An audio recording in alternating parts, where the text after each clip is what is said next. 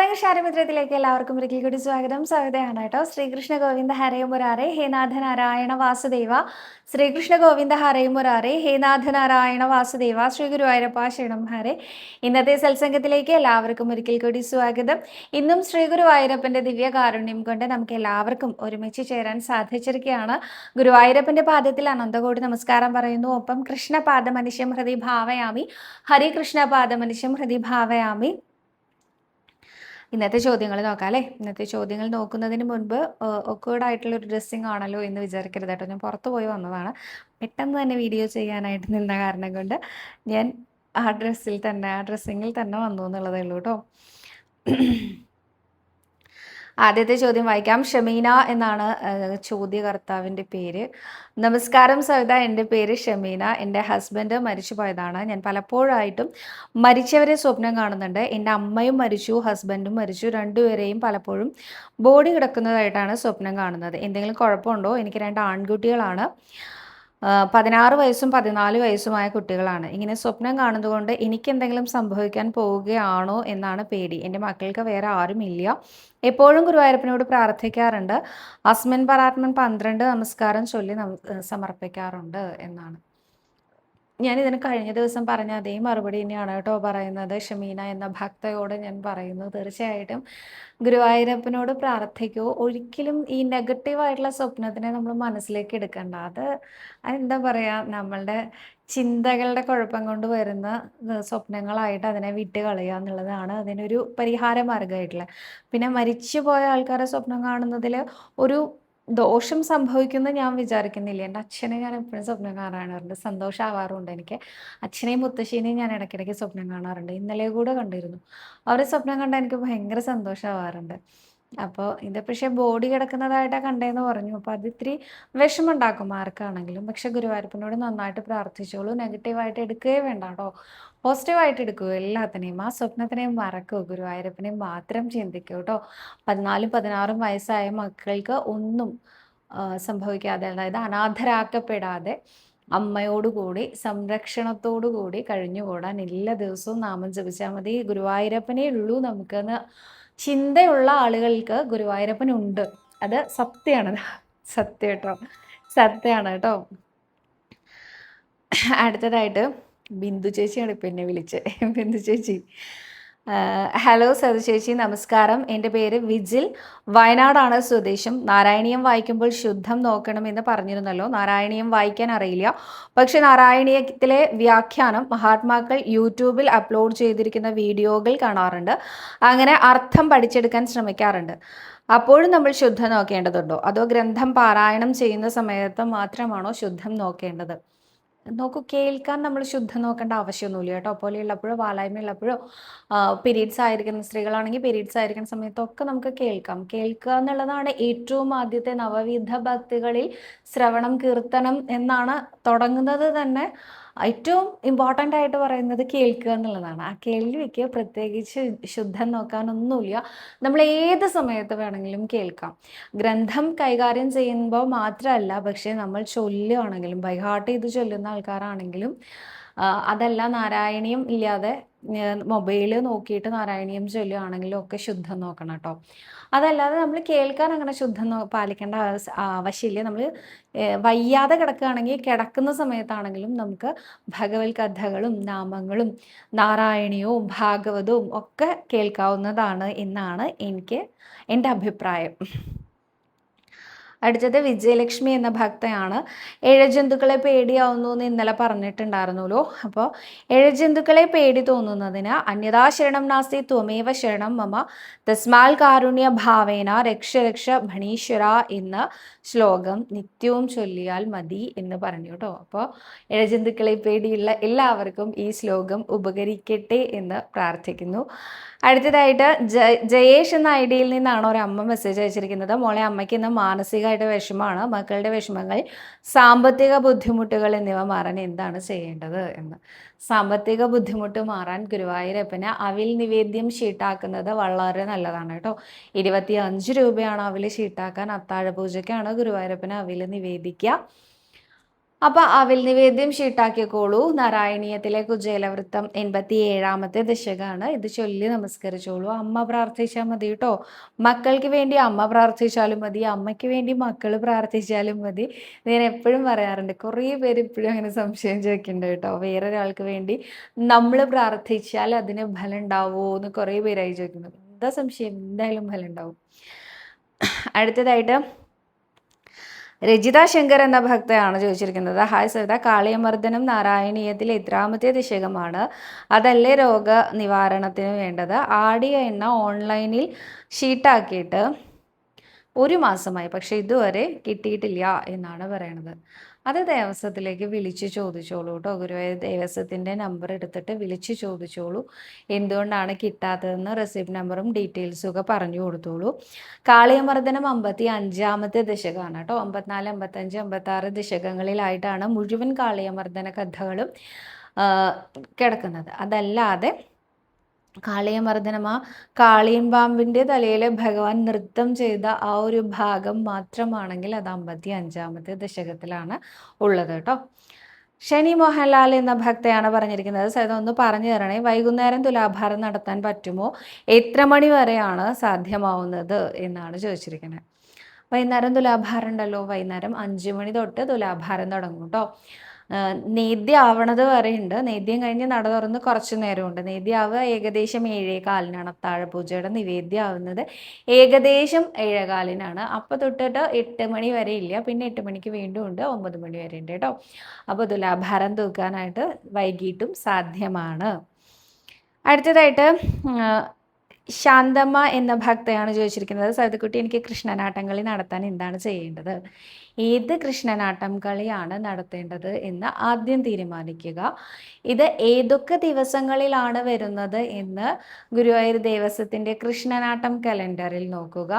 അതിൽ ഏത് ദിവസമാണ് നമുക്ക് വന്ന് കണ്ടു തൊഴാൻ സൗകര്യം, അല്ലെങ്കിൽ നമ്മളുടെ സാമ്പത്തിക സ്ഥിതി അനുകൂലമാവുന്നത് എല്ലാം നോക്കിയിട്ട് ആ ഒരു ദിവസത്തിന് ഷീട്ടാക്കാൻ. ഇപ്പോൾ 8-ാം തീയതിക്ക് ഷീട്ടാക്കാൻ സാധിക്കുമെന്ന് വിചാരിക്കുക. 8-ാം തീയതി ഉച്ചയ്ക്ക് 12 മണി വരെ ഷീട്ടാക്കാൻ പറ്റും. അങ്ങനെ വന്നിട്ട് ഷീട്ടാക്കിയിട്ട് വൈകുന്നേരം രാത്രിയിൽ 10:30 മണിക്കാണ് തുടങ്ങുക. 10:30ക്ക് തുടങ്ങുമ്പോൾ കണ്ട് തൊഴുത് നമസ്കരിക്കാം കേട്ടോ. ഇതിൽ ഏതാ വേണ്ടതെന്ന് പറഞ്ഞിട്ടില്ല കേട്ടോ. സ്വീറ്റ്സൊക്കെ കൊണ്ടുവന്ന് എവിടെയാണ് സമർപ്പിക്കേണ്ടത്? ഞാൻ ഇന്നലത്തെ വീഡിയോയിൽ പറഞ്ഞിരുന്നു, ഗുരുവായൂരപ്പന് മധുര പലഹാരങ്ങൾ കൊണ്ടുവന്ന് കൊടുക്കൂ എന്ന്. അപ്പോൾ ഈ മധുര പലഹാരങ്ങളൊക്കെ എവിടെയാണ് കൊണ്ടുകൊടുക്കേണ്ടത് ചോദിച്ചിട്ടുണ്ട് കേട്ടോ. ചന്ദ്രിക എന്ന ഭക്തയാണ് ചോദിച്ചിരിക്കുന്നത്. നോക്കൂ, നമ്മൾ കൊണ്ടുവരുന്ന എന്ത് വഴിപാടാണെങ്കിലും അത് ഗുരുവായൂരപ്പൻ്റെ കൊടിമരത്തിൻ്റെ ചോടയുള്ള ഭണ്ണാരത്തിൻ്റെ മുകളിൽ സമർപ്പിക്കാൻ സാധിക്കും കേട്ടോ.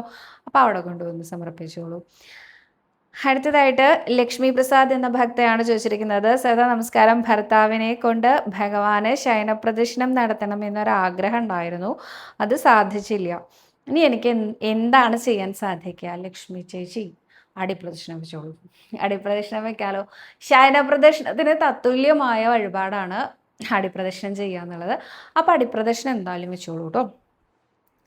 നമ്മൾ ഗുരുവായൂരിൽ വരുമ്പോൾ 4500 രൂപയുടെ കൂപ്പൺ എടുത്തിട്ട് ഉള്ളിൽ കയറാനുള്ളത്, അതിനെന്തെങ്കിലും പ്രസാദം കിട്ടുമോ എന്നാണ് പ്രഭാസ്നേഹ എന്നാണോ എന്നറിയില്ല ഭക്ത ചോദിച്ചിരിക്കുന്നത്. തീർച്ചയായിട്ടും പ്രസാദം ഉണ്ട് കേട്ടോ. പ്രസാദ കിറ്റ് ഉണ്ട്. ആ ഒരു ഷീറ്റ് കൊണ്ടുപോയി കൊടുത്തു കഴിഞ്ഞാൽ പ്രസാദ കിറ്റ് കിട്ടും.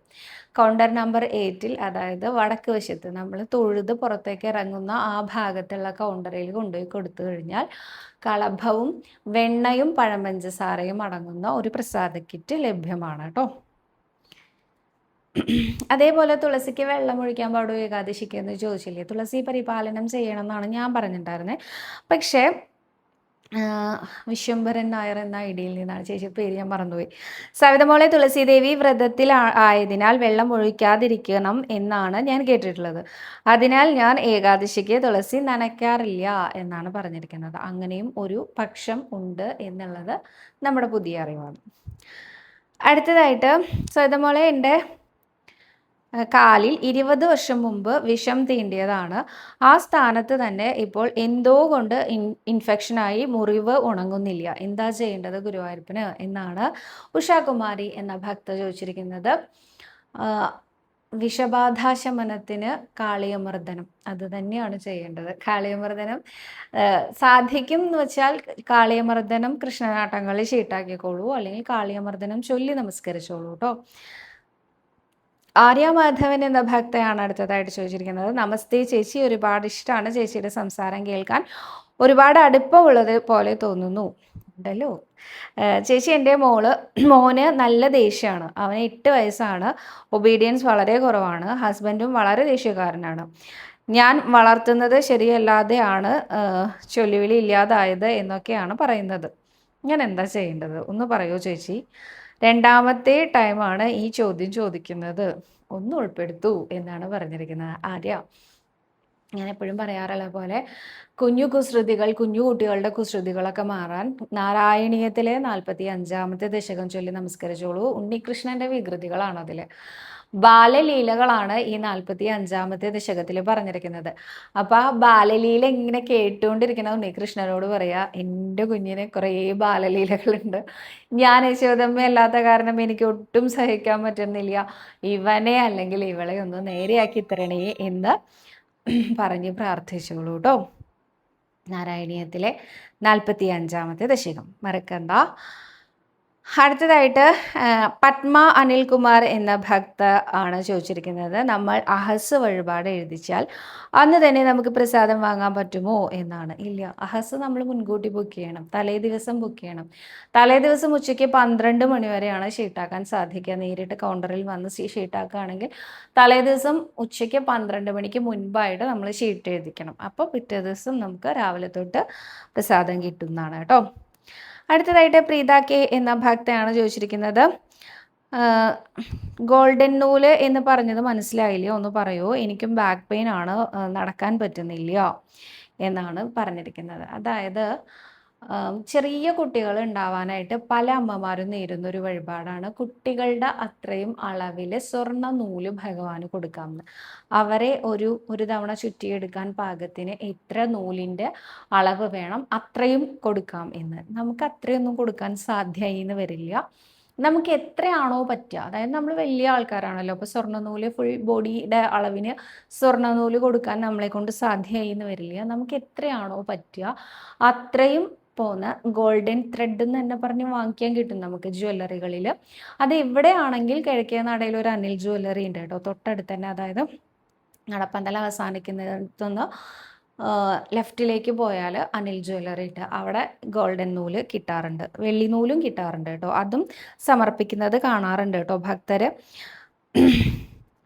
സ്വപ്ന ജി എന്ന ഒരു ഭക്ത ചോദിച്ചിട്ടുണ്ട്, താമരപ്പൂ കൊണ്ട് തുലാഭാരം തൂക്കാനായിട്ട് എന്താ ചെയ്യേണ്ടത് എന്ന്. അതായത് താമര കൊണ്ടുവരണമോ അതോ താമര അവിടെ ലഭ്യമായ ഒരു വഴിപാടാണോ എന്നാണ് ചോദിച്ചിരിക്കുന്നത്. താമര ഇവിടെ കിട്ടും കേട്ടോ. 1 കിലോ താമരപ്പൂവിന് 50 രൂപ എന്ന നിരക്കിലാണ്.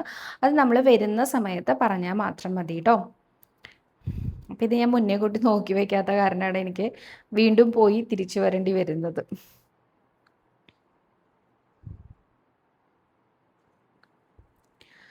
അടുത്തതായിട്ട് കണ്ടോ, കുറേ ക്വസ്റ്റ്യൻ ബാക്കിലേക്ക് പോയി. അപ്പോൾ താമരപ്പൂവിൻ്റെ വില നോക്കാൻ പോയതാണ് ഞാൻ അതിൻ്റെ ഇടയിൽ കേട്ടോ. ഈ കട്ട് ചെയ്തിട്ട് പറയുന്ന ശീലം ഇപ്പം ഞാൻ തീരെ മാറ്റിയ കാരണമാണ് ഇടയ്ക്ക് കുറച്ച് നേരം ഇങ്ങനെ മാറ്റം വരുന്നത്. അടുത്തതായിട്ട് എൻ്റെ മകന് 4 വയസ്സ് കഴിഞ്ഞു. അവന് സംസാരിക്കാൻ ചില സമയത്ത് ബുദ്ധിമുട്ടുണ്ട്, ചെറിയ വിക്കുള്ളത് പോലെയുണ്ട്. ഇത് മാറാൻ ഭഗവാനെ എന്ത് വഴിപാടാണ് ചെയ്യേണ്ടത്? ഞാൻ ദുബായിലാണ്, നാട്ടിൽ വരുമ്പോഴൊക്കെ ഗുരുവായൂർ വന്ന് തൊഴാറുണ്ട്.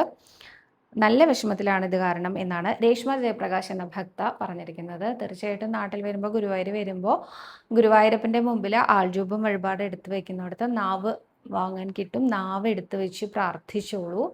അതുപോലെ തന്നെ നാരായണ നാമം ചൊല്ലിക്കോളൂ. അമ്മ നാരായണീയം എഴുതി സമർപ്പിച്ചോളൂ ഗുരുവായൂരപ്പന്. നാരായണീയം പുസ്തകം വാങ്ങിയിട്ട് അത് പകർത്തി എഴുതി ഗുരുവായൂരപ്പനെ കൊണ്ടുവന്ന് സമർപ്പിച്ചോളൂ കേട്ടോ. സാധാരണ ഒരു പുസ്തകത്തിൽ എഴുതിയാൽ മതി കേട്ടോ, നോട്ട്ബുക്കിലാണ് ഞാൻ ഉദ്ദേശിച്ചത്. സിന്ധു സുധാകരൻ എന്ന ഭക്തയാണ് ചോദിച്ചിരിക്കുന്നത്. സദാ എന്തെങ്കിലും കാര്യങ്ങൾ ചോദിക്കണമെങ്കിൽ ഇതിൽ ചോദിച്ചാൽ മറുപടി പറയുമ്പോൾ, എൻ്റെ മകളുടെ കല്യാണം കണ്ണൂർ വെച്ച് നടക്കും, എന്നാൽ ഗുരുവായൂർ വന്ന് കണ്ണൻ്റെ മുമ്പിൽ വെച്ച് തുളസിമാല ഇടണം, അതിനെക്കുറിച്ചൊന്ന് പറയുമോ? മുൻകൂട്ടി ബുക്ക് ചെയ്യണോ എന്ന്. സാധാരണ വിവാഹം ഇവിടെ വന്ന് ഷീട്ടാക്കുന്നത് പോലെ വന്ന് ഷീട്ടാക്കിയിട്ട് വിവാഹ മണ്ഡപത്തിൽ ഏത് സമയമാണ് എന്നാണ് ചോദിക്കുക.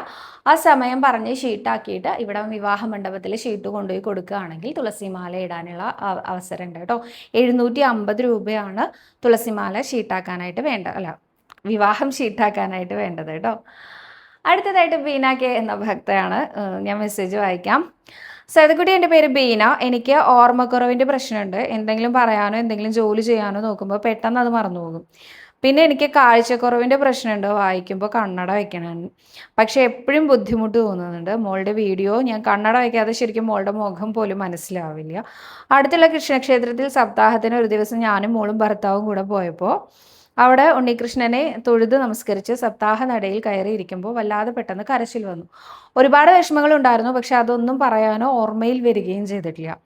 കരച്ചിൽ സഹിച്ചില്ല. മകൾ അച്ഛനോട് പറയുന്നത് കേട്ടു, അമ്മ കരയാനാണോ അമ്പലത്തിൽ വന്നത് എന്ന്.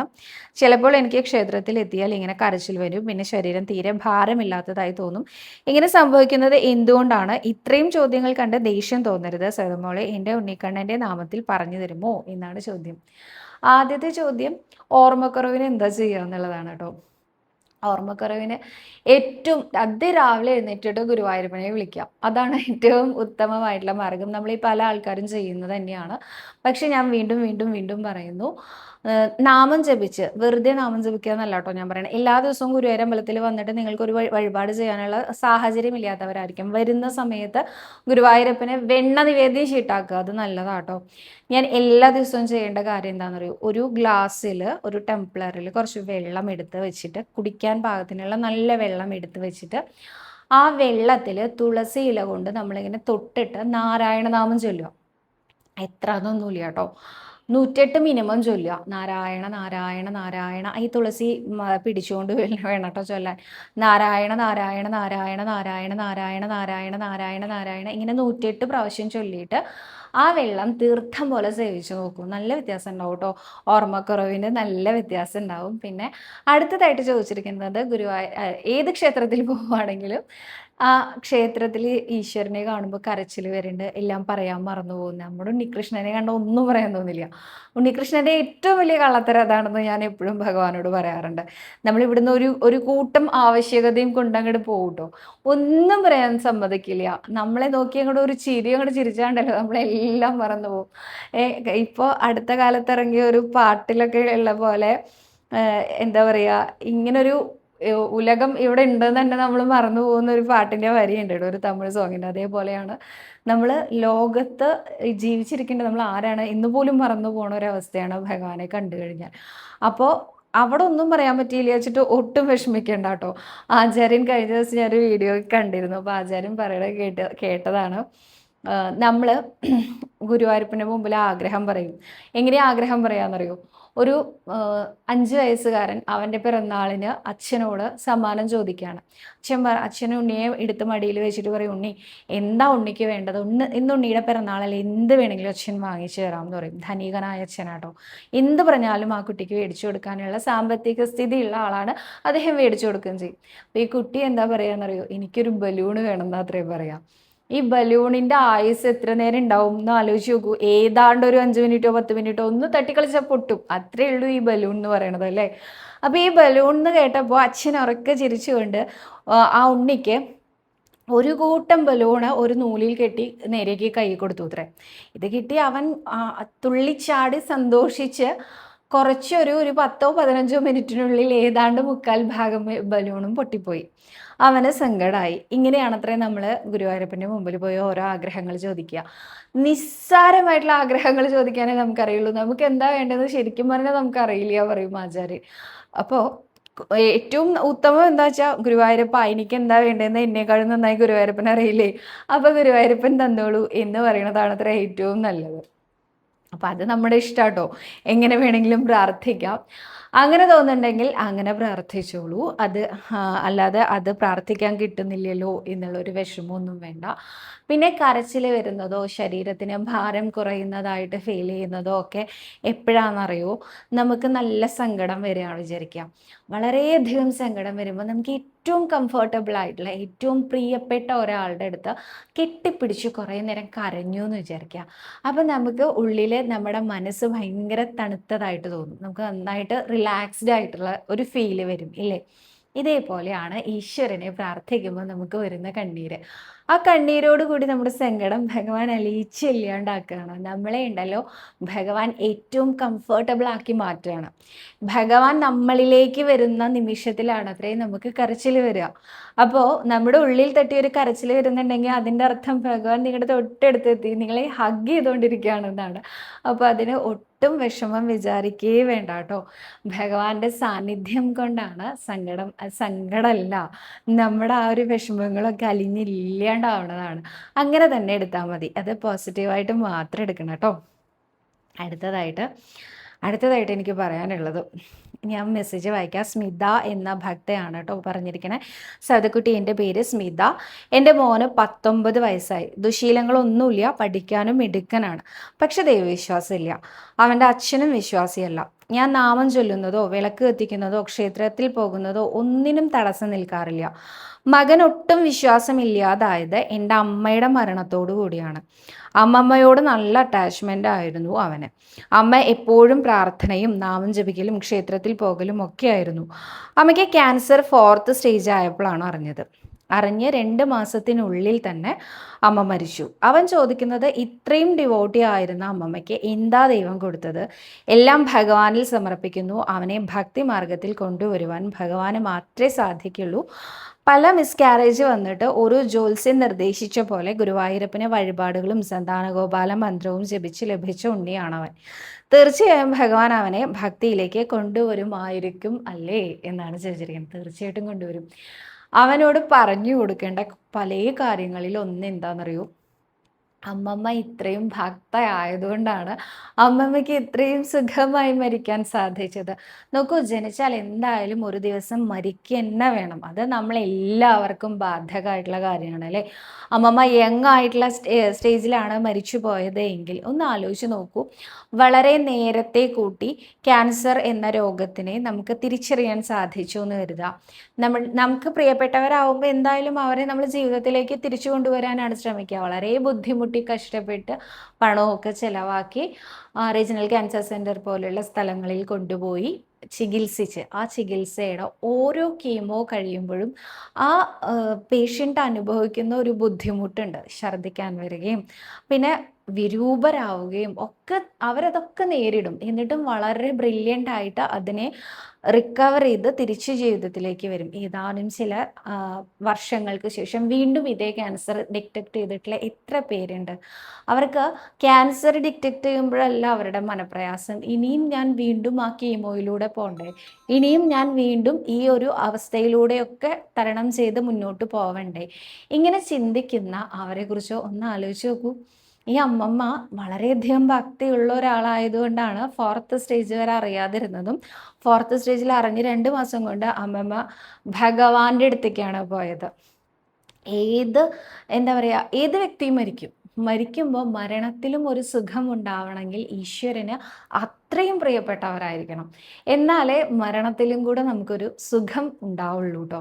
നമ്മളൊക്കെ എത്ര ദിവസം കിടന്ന് മരിക്കാമെന്നൊന്നും അറിയില്ല കേട്ടോ. നമ്മളങ്ങനെ കിടന്ന് മരിക്കാനുള്ള യോഗമുള്ള ആൾക്കാരാണെങ്കിൽ നമ്മളെ ഭഗവാൻ ഇഷ്ടമല്ലാത്തതുകൊണ്ടാണെന്നൊന്നും ഞാൻ പറഞ്ഞതിന് അർത്ഥമില്ല കേട്ടോ.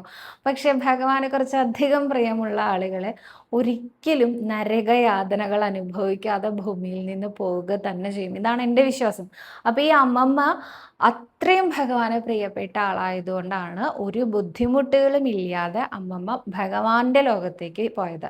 ഇപ്പം അവിടെ ഇരുന്ന് അമ്മമ്മ വിചാരിക്കുന്നുണ്ടാവും, എന്താ എൻ്റെ ഉണ്ണിക്ക് പറ്റിയത്, എന്തിനാ ഇങ്ങനെ വിശ്വാസി അല്ലാതാവുന്നത് എന്ന്.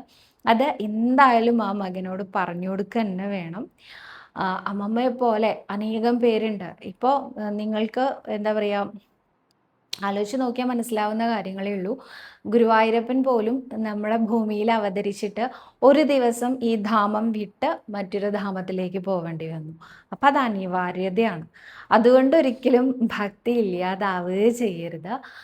ഇത് തന്നെ ഓപ്പോസിറ്റാണ് സംഭവിച്ചതെങ്കിൽ നമുക്ക് കുറച്ചുകൂടിയൊക്കെ മനസ്സിന് ഉൾക്കൊള്ളാൻ പറ്റും. കാരണം എന്താണെന്ന് വെച്ചാൽ നമ്മൾ ജീവിച്ചിരിക്കുന്ന സമയത്ത് മക്കൾക്കാണ് എന്തെങ്കിലും അപകടം പറ്റുകയോ ബുദ്ധിമുട്ടുണ്ടാവുകയോ ചെയ്യുകയാണെങ്കിൽ നമുക്ക് പിന്നെയും ഈശ്വരനോട് ചോദിക്കും, എന്തുകൊണ്ടാണ്? അവൻ ചെറിയ കുട്ടിയല്ലേ, അല്ലെങ്കിൽ അവൾ ചെറിയ കുട്ടിയല്ലേ, അവൾക്ക് ഇനിയും ഒരുപാട് ആയുസ് കൊടുക്കാമായിരുന്നില്ലേ എന്ന് ചോദിക്കാം. ഇത് അമ്മമ്മയാണ്. അമ്മമ്മ എന്തായാലും മോൻ ജീവിച്ചിരിക്കുന്ന സമയത്ത് തന്നെ മരിച്ചു പോവേണ്ട വ്യക്തിയാണ്. അതല്ലെങ്കിൽ അമ്മമ്മ കലാകാലം ജീവിച്ചിരിക്കുമ്പോൾ അമ്മമ്മയ്ക്ക് കുറച്ച് കഴിഞ്ഞാൽ അമ്മമ്മയുടെ മക്കളെയും പേരക്കുട്ടികളെയും നഷ്ടപ്പെടുന്ന ഒരവസ്ഥ വരില്ലേ? ഒരിക്കലും അങ്ങനെയല്ലല്ലോ നല്ലത്. ആ അമ്മമ്മ ഉത്തമ ഭക്തയാണ് എന്നുള്ളത് അമ്മ പറഞ്ഞ് മനസ്സിലാക്കി കൊടുക്കൂ കേട്ടോ മകനെ. ഞാൻ പറഞ്ഞാൽ എന്തെങ്കിലും നിങ്ങൾക്ക് ആർക്കെങ്കിലും ഹേർട്ട് ആയിട്ടുണ്ടെങ്കിൽ ക്ഷമിക്കൂ, എനിക്ക് അത്രേ പറയാനുള്ളൂ കേട്ടോ. പല വേർഡ്സും ഞാൻ പറയുമ്പോൾ രണ്ട് കൂട്ടരെയും ആലോചിച്ചിട്ടുണ്ടായിരുന്നു. അപ്പോൾ ആർക്കെങ്കിലും വിഷമമായിച്ചാൽ ക്ഷമിക്കൂ കേട്ടോ. അപ്പോൾ ഇന്ന് അത്രയും ചോദ്യങ്ങളേ ഉള്ളൂ. കൂടുതൽ ചോദ്യങ്ങളും കൂടുതൽ ഉത്തരങ്ങളും ഒക്കെ ആയിട്ട് അടുത്ത ദിവസം കാണാമെന്ന് വിചാരിക്കുന്നു. കഥ പറഞ്ഞിട്ട് കുറേ ദിവസമായി എന്ന് പറഞ്ഞു. ഉടനെ തന്നെ കഥയുമായിട്ട് വരാം കേട്ടോ. സർവരോഗ വിനാശന, സർവപാപ വിനാശന, സർവദുഃഖ വിനാശന, സർവസൗഖ്യപ്രദായക ശ്രീ ഗുരുവായൂരപ്പ ശരണം ഹരേ.